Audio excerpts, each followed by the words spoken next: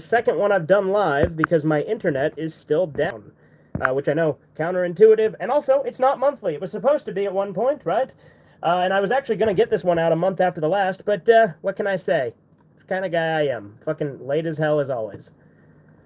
But time to look at this new monthly movie recap, and I'll figure out what episode number it is and update the stream title later. But been a minute. The last time, so there's been quite a few movies since last time. So we'll start off today talking about The Boy and the Heron. That's the newest Hayao Miyazaki Studio Ghibli film. It's pretty good. I actually saw it in theaters, and I talked about it briefly in a Red Eye Raw at one point. It was my first time going to theaters in years, because I don't really go to theaters anymore all that much, because movies suck now. But when I went there, this lady, like, fell down, like, right in front of, like, she tripped over the fucking wet floor sign in the bathroom, and her, like, boyfriend just sat there and laughed, and it was really funny. And that stuck with me. That was a really fucking funny experience when seeing the movie. But the movie itself was pretty good. It's this kid trying to find, like, his mom and following this, like, shape-shifting, like, heron into this weird, like, other universe. It's been a minute since I've seen it, but there's, like, these weird, like, canary things that are, like, that, like, are huge, like, soldier thing. It's weird. It's a Ghibli movie. It's fun. I enjoyed it. But I saw it subbed. There was obviously the option to see it subbed or dubbed in theaters. I saw it subbed. But in the dub, I know they had Robert Pattinson, I think, as the heron. My brother thought it was Willem Dafoe for some reason. I guess he's just like, oh, it's the guy from The Lighthouse, and just got the wrong one. But overall, I saw the sub, but it was good. Next up, we got Hellraiser 1 and 2. Those movies were both, well, first Hellraiser movie was pretty great. It's these fucking sadistic demons that are clearly, like, inspired by the God Hand from Berserk. And you, like, summon them, and then they just horribly kill you, because I guess they think that pain is pleasure, and they just brutally torture you to death. So really, there's not a good reason to summon them, the Cenobites, but most of the movie takes place at this house where this family is, like, dealing with the aftermath of the Cenobites. I'm going to turn off this light, because this glare is fucking awful. Anyway, the first movie was really entertaining because, like, this guy had come back and he had, like, no skin, but, like, he would feed off people, and that would make him regenerate. So then, like, the wife, like, she's married to his brother, the dead guy, but, like, they were, like, having an affair, and so she's trying to bring him back by, you know, sacrificing people to him so he can, like, regenerate. And so she keeps bringing people to him to feed on, and that was really cool. And then, like, later on, he ends up wearing, like, his brother's skin. It's a really cool fucking horror movie that has a really simple premise, and that's what made it work. But then Hellraiser 2 is fucking stupid. I fucking hate Hellraiser 2. Because Hellraiser 2, the Cenobites were really not all that freaky. A lot of weird shit just kind of happens, like they go into hell or something, and there's just all these weird imagery and all this crazy shit. And there's, like, this doctor character that becomes a Cenobite, and then the Cenobites are revealed to have been humans the whole time, and then they remember they used to be human, and then they turn good, like, immediately.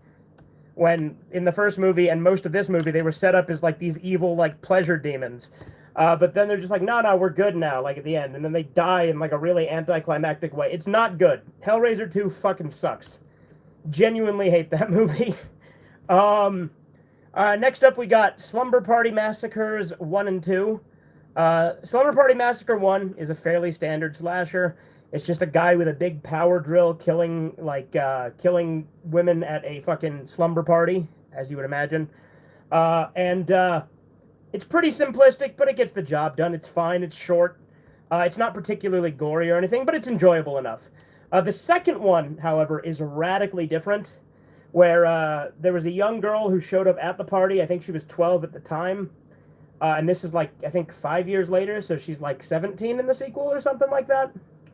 But she starts having nightmares about the driller killer, but the one she's dreaming about is more like Elvis. The one she's dreaming about is more like Elvis, and it's, like, got this Nightmare on Elm Street sort of motif where the dreams are, like, really affecting her, and she's starting to think that it's real. Then finally, the guy comes out of the dream at the end, and again, he's like Elvis, and he's got the drill on a guitar. Like, the one through line is the drill with the killer. That's the only connection, because the other one was just some guy.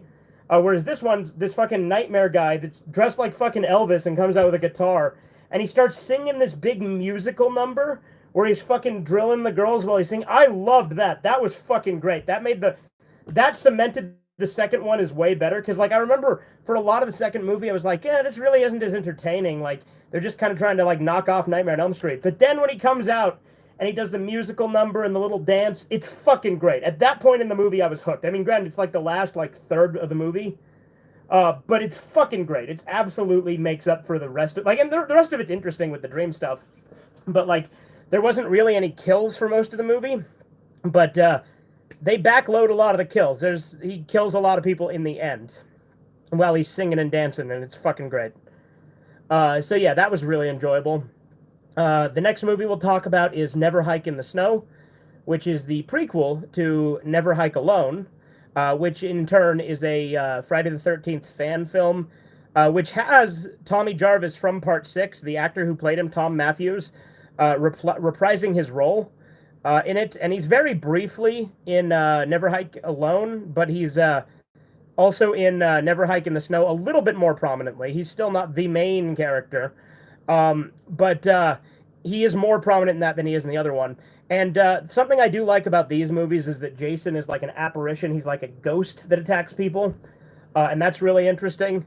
So Never Hike in the Snow was really good. It was only 30 minutes long, very short, but it also came with some bonus stuff like Disappear, and there was one other. There was a bunch of short films that were like in the same universe with the same Jason, and these ones don't acknowledge anything past Part 4 as canon, I think. But it's really interesting. I enjoyed it quite a bit. Never Hike in the Snow was really fun. Never Hike Alone itself was really fun. There's also a version of it called the Ghost Cut that combines Never Hike in the Snow, Never Hike Alone, Disappear, and then the other one, which escapes me at the moment for some reason. Yeah, overall, really good fan film. I quite enjoyed it. Ghost Jason's really cool. Next up, we got Monsternado, which is a shitty knockoff fucking monster movie that's a ripoff of Sharknado. And it's not good. It's not good at all. It's really bad. It's one of those. It's one of those generic. It's one of those generic knockoff movies. And again, it's trying to knock off Sharknado, which is obviously the better movie. But Monsternado, not good. And there's a bunch of contradictions in it. And like the monster, like there's this big ass cool crab monster at the beginning of the movie. You never see him again. He's in one scene. The rest of it, it's mostly like sharks. I think there's a crocodile. There's some giant shrimp. And the effects aren't like the worst in the world. They're actually kind of decent. There's a couple of moments where they're really bad, like where the giant megalodon sticks its head through. That looked really bad, but some of the special effects were all right. But overall, it just watch Sharknado instead. Sharknado's just a better movie in every way. The next movie we're going to talk about is Soylent Green, which is a movie I knew about for quite some time because, you know, Soylent Green, it's people! It's Soylent Green is people! You know, the twist. But that's all I knew about it prior. It's a dystopian future where society is collapsing and people are living in these old shitty rundown apartments just kind of piled on top of each other. But if you're rich, you can buy an apartment that comes with furniture, which is a woman who comes with the apartment. Who just kind of, it literally comes with a slave. And I was like, oh, that's kind of cool. That's based. But no, the furniture girls are like a prominent thing in that movie. And the main character is like a cop, and he's like going to investigate it. Like, because one of the guys, there's this rich guy who owns an apartment who gets killed by the Soylent Company. And a lot of the movie is his furniture girl, is telling stuff to the main cop character about him, and like they sort of have a romance that builds up, which I mean literally starts from him just going in and telling her on the bed, because again, she's furniture, she can't say no. And she's like, you know, I'll stay here in case the next tenant wants me. But no, the movie was really good. I was genuinely surprised at how good of a movie it was. The twist is, and the way that they hide the twist, like what the old man found about Soylent Green, which everyone knows the twist that it's people, but they do a pretty good job at not revealing it until the end. Like it's hinted, it's pretty obvious. Like it's you can infer it.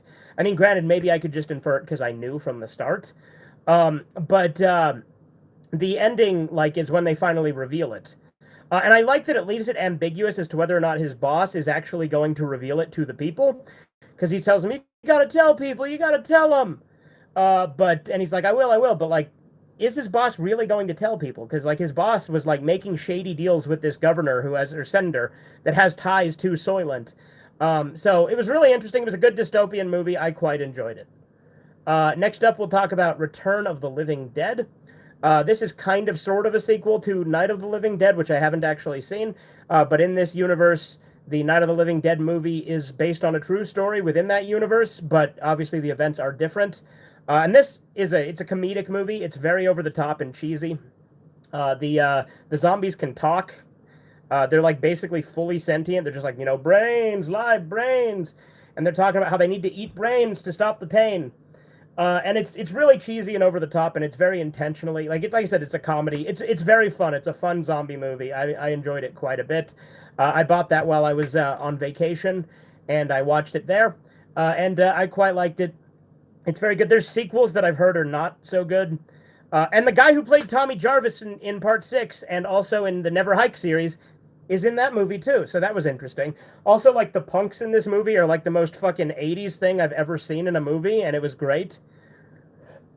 Like, there's this fucking chick who looks like one of the tattooed teenagers from Dimension X from fucking Ninja Turtles who, like, fucking strips completely nude and does this fucking dance. That was, like, again, very, very 80s movie. And like I said, it was a lot of fun. And to end off with, we'll talk about something that sucked. A movie that was fucking awful.